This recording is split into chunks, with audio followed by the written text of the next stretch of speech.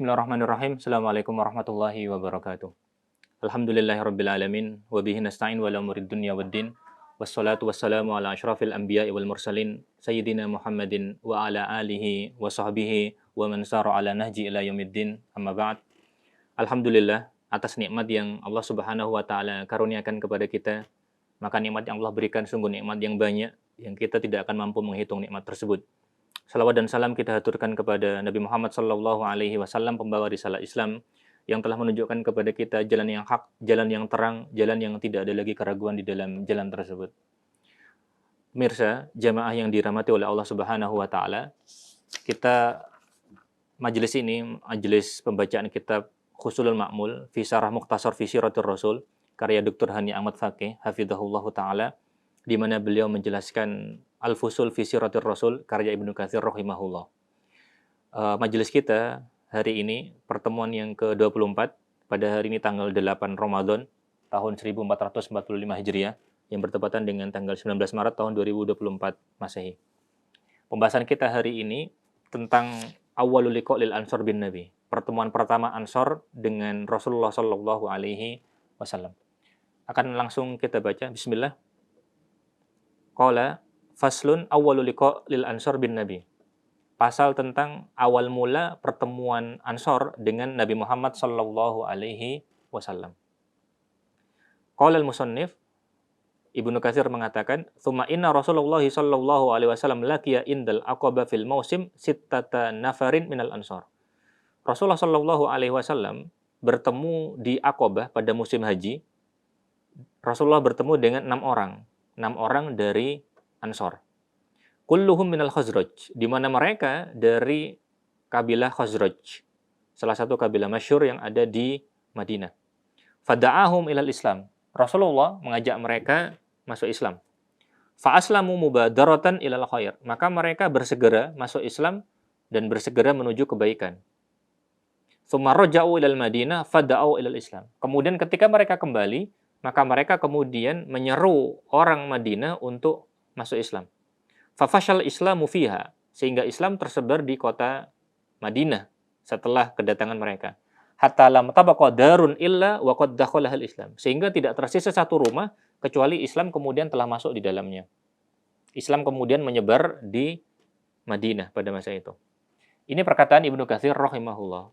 Dr. Hani Ahmad Faqih hafizahullah kemudian menjelaskan, al-kalam alaihi min wujuh. Pembahasan ini bisa dijelaskan dari beberapa sisi. Qala hasilu ma dzakarahul musannif, wal hasil, apa yang disebutkan oleh penulis yaitu Ibnu Katsir rahimahullah, annallaha indama arada idhara dinihi wa izaza nabiyhi kharaja Rasulullah sallallahu alaihi wasallam fi mausimi hajj al-am 11 min al-bi'tsah.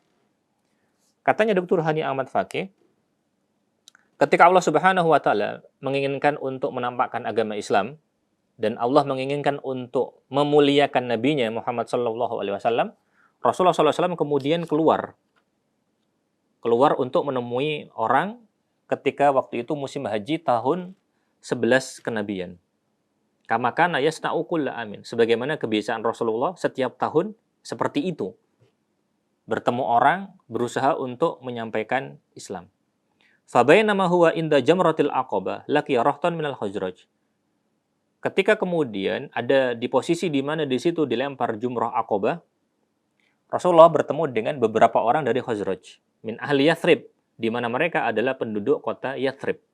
Sebagaimana sudah diketahui bersama bahwa Yathrib adalah nama awal dari kota Madinah. Kemudian musannif melanjutkan, aradallahu bihim khairan.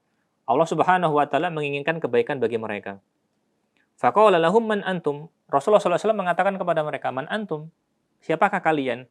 Qalu nafarun minal Khazraj. Kami beberapa orang dari kabilah Khazraj. Qala amin mawali Yahud. Apakah kemudian dari orang-orang yang bersekutu dengan Yahudi? Apakah dari orang-orang yang bersekutu dengan Yahudi? Qalu na'am. Mereka mengatakan iya. Mereka orang-orang yang bersekutu dengan Yahudi. Bersekutu dengan Yahudi karena mereka hidup berdampingan dengan orang Yahudi. Dan mereka kemudian menjalin hubungan dengan orang Yahudi sebagai aturan untuk kemudian hidup bertetangga di Madinah. Di Yathrib ya, waktu itu masanya. namanya masih Yathrib.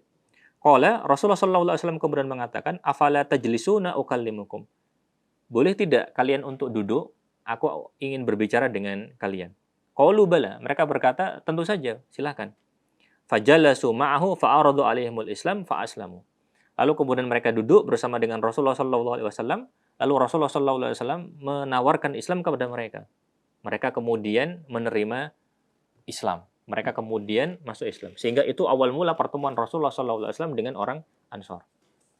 Kemudian poin yang kedua, Dr. Hani Ahmad Fakih mengatakan, waqad qaddamna qabla qalil al-asbab allati da'atil ansar ila al-musara'ah fi dukhulil Islam. Telah kita sampaikan tidak jauh dari yang kita bahas hari ini, beberapa sebab kenapa orang Ansor kemudian bersegera untuk menerima Islam. Ada beberapa sebab ya. Karena peperangan, karena kemudian kabar yang disampaikan oleh Yahudi, dan beberapa sebab yang lain. Dan sudah kita bahas pada pertemuan selanjutnya. Poin yang ketiga, wa istafadu min hadhil haditha anna ad-da'i ila Allah la yanbaghi ay ya'asa aw yahbatu min saddin nas wa i'radihim anhu. Pelajaran yang bisa diambil dari kisah ini bahwa seorang dai, seorang juru dakwah kepada Allah Subhanahu wa taala tidak boleh baginya untuk berputus asa.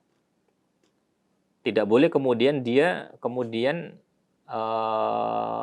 membatalkan dakwahnya, menghentikan dakwahnya karena orang-orang kemudian berpaling. Orang-orang kemudian menghalangi dakwahnya. Tidak boleh. Tidak boleh kemudian untuk putus asa. Alasannya, faqad dhalla Rasulullah sallallahu alaihi wasallam asyra sanawatin yu'ridu nafsahu 'alal qabail, fala yajidu minhum qabulan. Karena Rasulullah sallallahu alaihi wasallam selama 10 tahun kemudian berdakwah, Rasulullah menawarkan dirinya, menyampaikan Islam kepada kabilah-kabilah Arab, tidak ada yang menerima. Tidak ada yang menerima. Hatta laqiya ba'daha ulaikan nafar minal Khazraj. Sampai kemudian Rasulullah bertemu setelah 10 tahun itu dengan orang-orang Khazraj ini tadi.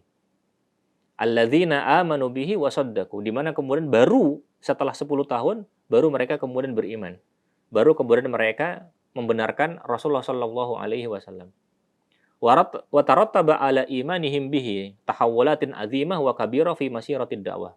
Di mana kemudian keislamannya orang-orang Khazraj dan juga orang Madinah secara umum nanti kemudian berpengaruh, memberikan kemudian perubahan yang besar, yang signifikan dalam perjalanan dakwah nanti. Karena Rasul nanti hijrah, kemudian nanti Rasulullah SAW mendirikan negara Islam, kemudian dakwah lebih mudah berjalan, dan kemudian Islam semakin unggul. Islam kemudian semakin jaya. Wallahu taala alam bisawab. Itu awal mula bagaimana Rasulullah SAW bertemu dengan orang Ansor. Kita bahas setelahnya, kita bahas tentang Bai'ah Aqabah al-Ula. Qala musannif, Ibnu Katsir mengatakan, "Falamma kana al-amul muqbil", Ibnu Katsir mengatakan, tahun berikutnya, berarti tahun 12 kenabian, ja'a minhum isna asyara rajulan.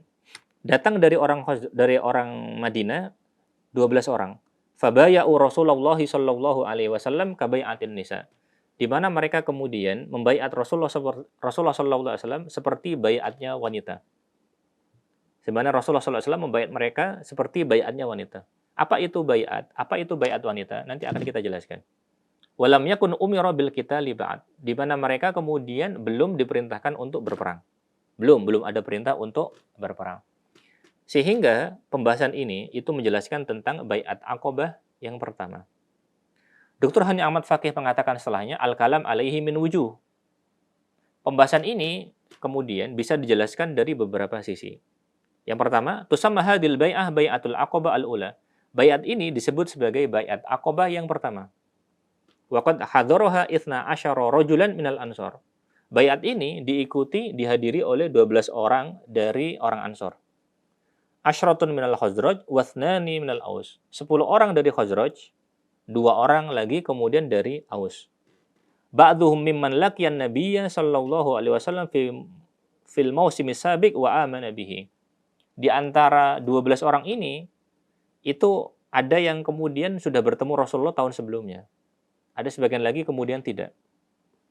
Wa kanat fi sanah tsaniyah minal bi'tsah. Dan hal ini peristiwa Baiat Aqobah ini terjadi pada tahun 12 kenabian. Karena tahun 11 kenabian awal bertemunya Rasulullah dengan Ansor. Tahun depannya lagi ketika musim haji, mereka datang lagi. Nah, ketika datang, inilah kemudian terjadinya Baiat Aqobah yang pertama. Disebut Aqobah karena lokasinya di Aqobah, sebagaimana kita sampaikan. Dan Aqobahnya ini tempat jumroh Aqobah itu dilemparkan, di sekitaran situ. Baik. Kemudian poin yang kedua, wa inna makila laha kabai'atin nisa li khuludiha anil jihad wan nusrah. Dikatakan bahwa kenapa kemudian disebut baiat wanita? Baiat berarti kemudian seperti kemudian memberikan janji, memberikan kesetiaan ya. Kurang lebih seperti itu makna baiat. Sedangkan kemudian baiat di sini disebut sebagai baiatun nisa karena kemudian poin-poinnya dikatakan itu tidak ada jihad. Tidak ada jihad. Di mana jihad kemudian bukanlah syariat untuk wanita. Sehingga dikatakan kabai'atin nisa. Alasannya seperti itu ya. Alasannya seperti itu. Wan nusroh. Begitu juga kemudian dalam baiat ini tidak ada perintah untuk berjihad. Sebagaimana tidak ada perintah untuk nusroh, untuk membela Rasulullah SAW. Belum sampai membela. Membela dalam artian belum sampai kemudian pembelaan dalam segi fisik ya, yang kita pahami seperti itu. Kalau pembelaan dalam segi membela agama itu jelas. Tapi kalau dalam segi fisik itu belum ada perintah sampai sejauh itu. Kemudian idlam yakunin Nabi sallallahu alaihi wasallam umira waqtaha bil qital. Karena Rasulullah SAW pada waktu itu belum ada perintah untuk berperang. Sehingga sebagian menyebutnya dengan bai'atun nisa. Apakah kemudian istilah ini benar? Wallahu ta'ala alam, sebagian penulis buku sirah ada yang kemudian mempersoalkan istilah ini, bai'atun nisa. Di antaranya adalah Musa al-Azimi dalam bukunya Al-Mukhtasar fi Sirah Nabawiyah, begitu juga dalam Al-Lu'lu' wal Maknun. Beliau mengatakan bahwa bai'atun nisa itu adalah waham dari perawi. Waham dari perawi. Alasannya kemudian di bai'at Aqobah yang pertama ini tidak ada penyebutan bai'atun nisa. Bahkan kemudian di dalam poin-poin kesepakatan dari bai'ah Aqobah itu tidak ada istilah bai'atun nisa. Taib Allahu ta'ala alam bisawab. Kita belum tahu mana yang benar ya. Yang pasti kemudian sebagian ada yang menyebut hal ini bai'atun nisa, sebagian lagi kemudian mengatakan tidak ada. Tidak ada poin bai'atun nisa, tidak ada. Allahu a'lam bisawab. Kemudian poin yang ketiga, waqad rawana suhadil bai'ah Ubadah bin Samit radhiyallahu anhu wa kana akhadu syuhudiha.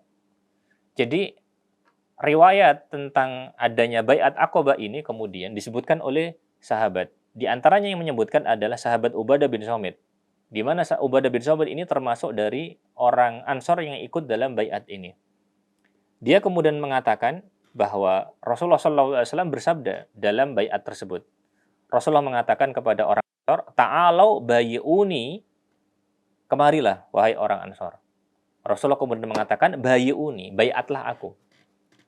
Orang Ansor diberi perintah untuk memberikan kesetiaan kepada Rasulullah SAW.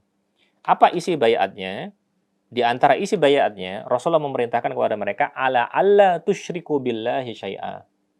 Poin yang pertama adalah jangan sampai kemudian kalian menyekutukan Allah Subhanahu wa taala dengan sesuatu apapun. Jadi isi yang pertama berarti dari isi baiat Aqobah larangan untuk melakukan kesyirikan. Kemudian yang kedua, larangannya adalah wala tasriku. Jangan mencuri. Larangannya dari poin isi baiat adalah jangan mencuri. Baik. Kemudian setelahnya, poin yang ketiga, Rasulullah SAW mengatakan wala taznu. Jangan berzina. Rasulullah SAW melarang berzina. Poin yang keempat kemudian, Rasulullah SAW melarang mereka, wala taqtulu auladakum. Jangan membunuh anak-anak kalian. Karena pada waktu itu, orang Arab punya kebiasaan untuk mengubur anaknya hidup-hidup, terutama yang wanita. Baik. Kemudian, poin yang kelima, wala ta'tu bibuhtanin taftarunahu baina aidikum wa arjulikum. Jangan kalian membuat sesuatu yang mengada-ngada. Jangan membuat masalah. Di mana kemudian hal itu kalian buat-buat dengan tangan kalian dan juga dengan kaki kalian. Wala ta'suni fi ma'ruf. Poin selanjutnya yaitu poin yang keenam, Rasulullah sallallahu alaihi wasallam mengatakan wala ta'suni fi ma'ruf. Jangan menyelisihiku dalam perkara yang ma'ruf. Berarti Rasulullah memerintahkan untuk mengikutinya dalam perkara yang ma'ruf. Rasulullah kemudian melanjutkan, "Faman waffa minkum fa ajruhu 'ala Allah." Barang siapa di antara kalian memenuhi hal ini, perintah-perintah Allah Subhanahu wa taala dan perintah Rasulnya ini, fa ajruhu 'ala Allah, maka kalian akan mendapatkan pahala dari Allah Subhanahu wa taala. Wa man asaba min dzalika syai'an fa uqiba bihi fid dunya. Barang siapa di antara kalian yang melakukan suatu pelanggaran dari aturan-aturan tadi, katanya Rasulullah SAW, fa'uqiba bihi fid dunya, fahuwa lahu kafarah. Maka siapapun yang melakukan pelanggaran dari poin-poin yang diperintahkan oleh Rasulullah SAW, maka bagi pelanggarnya dia akan disiksa di dunia. Jika kemudian hal ini bukan hal-hal yang terkait dengan kesyirikan. Maksudnya hal-hal yang bukan syirik. Jika kemudian melakukannya, maka mereka berhak kemudian untuk dihukum di dunia. Fahuwa lahu kafarah. Ketika kemudian ditegakkan kepada mereka aturan, fahuwa lahu kafarah, maka itu menjadi kafarah bagi mereka. Kafarah bagi mereka. Jika kemudian ditegakkan hukum, ya, ditegakkan aturan, misalkan kemudian seseorang mencuri, lalu kemudian dari mencuri itu, mencurinya sampai nisab, kemudian dipotong tangan. Taib. Maka potong tangan itu kemudian harus dilakukan menurut syariat Islam. Dan potong tangan itu kemudian akan menjadi kafarah baginya. Karena orang ketika sudah dilakukan had kepadanya, sudah dijatuhkan hukuman secara syar'i, maka kemudian dosanya dia dalam masalah tersebut itu sudah gugur, terhapuskan, menjadi kafarah baginya. Apakah kemudian dia tidak punya dosa? Iya, tidak punya dosa dalam dosa tersebut. Maksudnya dalam pelanggaran tersebut. Kalau dosa yang lain, ya antara dia dengan Allah, ya. Baik. Kemudian, waman asaba min dzalika syai'an fasatarahu Allah. Barang siapa kemudian melakukan pelanggaran dari poin-poin tadi, fasatarahu Allah, lalu kemudian Allah Subhanahu wa taala tutupi, tidak kemudian Allah Subhanahu wa taala tampakkan, fa amruhu ilallah. Maka perkara-perkara yang seperti ini, dan bukan dalam perkara syirik, ya, fa amruhu ilallah, maka kemudian hal ini dikembalikan kepada Allah. Insya'a aqabahu. Kalau Allah berkehendak, Allah Subhanahu wa taala akan menghukumnya. Menghukumnya dengan keadilan Allah Subhanahu wa taala. Wa insya'a afa'anhu. Kalau kemudian Allah Subhanahu wa taala mau, maka Allah Subhanahu wa taala akan mengampuni dia. Kalau Allah mengampuni, berarti itu kemurahan dari Allah Subhanahu wa taala. Qala fabaya'na ala dzalik. Kemudian Ubadah bin Samit mengatakan, kami membaiat Rasulullah sallallahu alaihi wasallam dengan poin-poin tersebut. Dr. Hani Ahmad Fakih kemudian mengatakan, hadhihi riwayatus sahihain. Ini adalah riwayat yang ada di sahihain. Wa hiya wa illam tusarrih bi dzikril aqabah al-ula. Walaupun kemudian riwayat ini tidak terang-terangan menyebut baiat Aqabah yang pertama, lakin riwayat Ibnu Ishaq awdahat dzalika bijala. Tapi riwayat Ibnu Ishaq di dalam referensi lain itu menyebutkan hal ini dengan sangat jelas. Wallahu taala alam bishawab. Baik. Kita akan melanjutkan pembahasan terakhir kita hari ini. Kita akan membahas tentang dikirimkannya Mus'ab bin Umair ke Madinah sebagai pengajar Al-Qur'an. Kita bahas, bismillah. Ba'atsu Mus'ab bin Umair mu'alliman ilal Madinah. Diutusnya Mus'ab bin Umair sebagai guru menuju ke Madinah. Qala al-musannif, Ibnu Katsir rahimahullah mengatakan, "Falamma insarafu ilal Madinah ba'atsa ma'ahum Rasulullah sallallahu alaihi wasallam Amru bin Ummi Maktum wa Mus'ab bin Umair."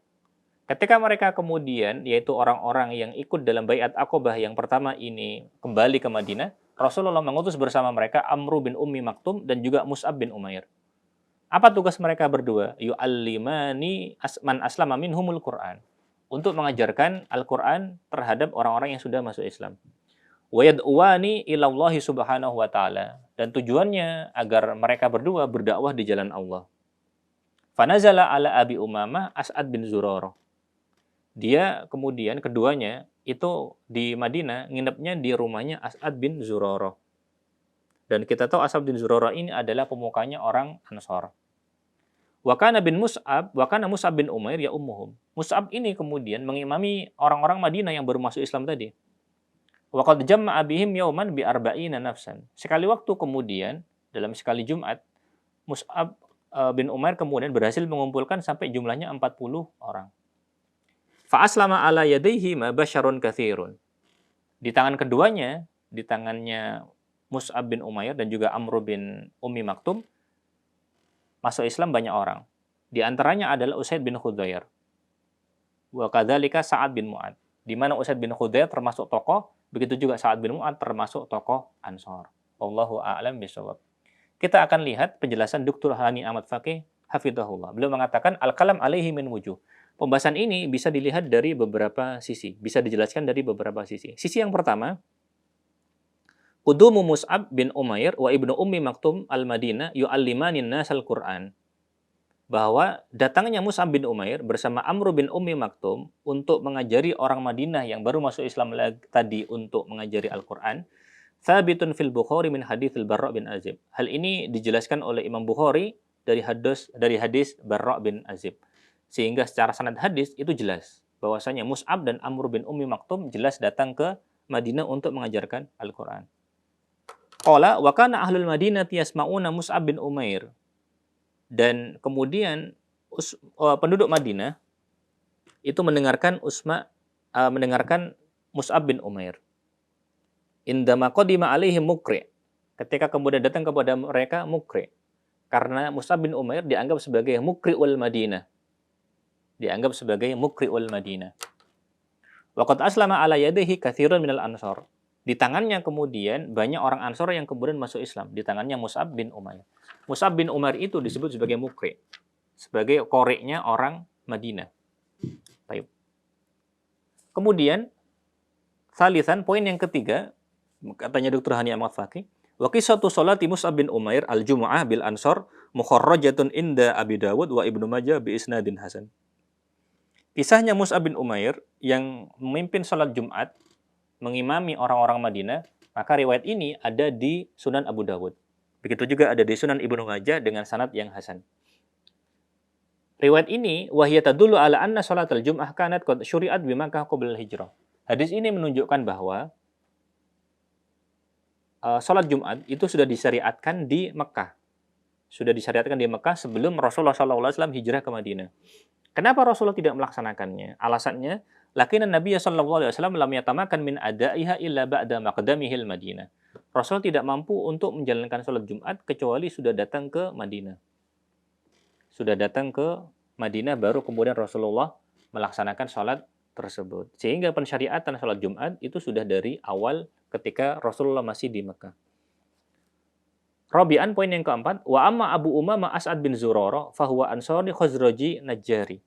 Adapun Abu Umamah As'ad bin Zurarah, maka dia adalah orang Ansar, pemuka Khazraj, dan dia pemuka Bani Najjar. Kana min awaili man aslama. As'ad bin Zurarah ini termasuk orang pertama yang masuk Islam. Wa qad mata fi sanatil ula min al-hijrah athna'a bina'il Masjid Nabawi. Maka dia wafat pada tahun pertama Hijriah. Ketika kemudian Rasulullah SAW baru saja datang, tidak begitu lama dari kedatangannya. Di mana As'ad bin Zurarah wafat tahun 1 Hijriah ketika Rasulullah SAW membangun Masjid Nabawi. Allahu ta'ala a'lam bishawab. Jamaah yang dirahmati oleh Allah Subhanahu wa taala, apa yang sudah kita bahas kita ulangi dari awal, kita sampaikan secara global. Yang pertama bahwa pembahasan kita hari ini menjelaskan tentang bagaimana Rasulullah SAW kemudian tiap tahun berdakwah ketika musim haji. Namun, dalam 10 tahun, Rasulullah ketika mulai berdakwah, kemudian tidak mendapatkan hasil. Ketika menawarkan Islam kepada kabilah-kabilah, belum berhasil. Yang kemudian pertama menerima, justru orang Madinah. Justru orang Madinah. Hal itu, peristiwa itu terjadi pada tahun 11 Hijriah. Tahun berikutnya, pada tahun 12 Hijriah, terjadilah peristiwa Bai'at Aqobah yang kedua. Disebut Aqobah karena lokasinya dekat melempar jumroh Aqobah. Mereka kemudian, orang-orang yang hadir dalam Bai'at Aqobah itu 12 orang, di mana mereka kemudian membuat perjanjian bahwasanya mereka harus kemudian, misalkan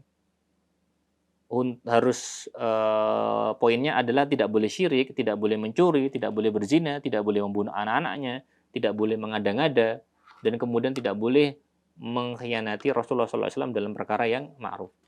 Begitu juga kemudian terakhir kita sudah bahas bagaimana Mus'ab bin Umair dikirimkan ke Madinah untuk mengajarkan Al-Quran. Sehingga Mus'ab kemudian penting ya dalam perkembangan keislaman di Madinah. Sebagian ulama menyebutkan bahwa sebagian ulama seperti Imam Malik mengatakan bahwa Madinah itu ditaklukkan dengan Al-Quran. Jika kota-kota lain, daerah lain ditaklukkan dengan pedang, maka Madinah ditaklukkan dengan Al-Quran. Siapa penakluknya? Maka penakluknya adalah Mus'ab bin Umair. Wallahu ta'ala a'lam bishawab. Kita akhiri, kita lanjutkan pada pertemuan yang akan datang. Kurang lebihnya mohon maaf. Subhanaka Allahumma wa bihamdika asyhadu an la ilaha illa anta astaghfiruka wa atubu ilaik. Wassalamualaikum warahmatullahi wabarakatuh.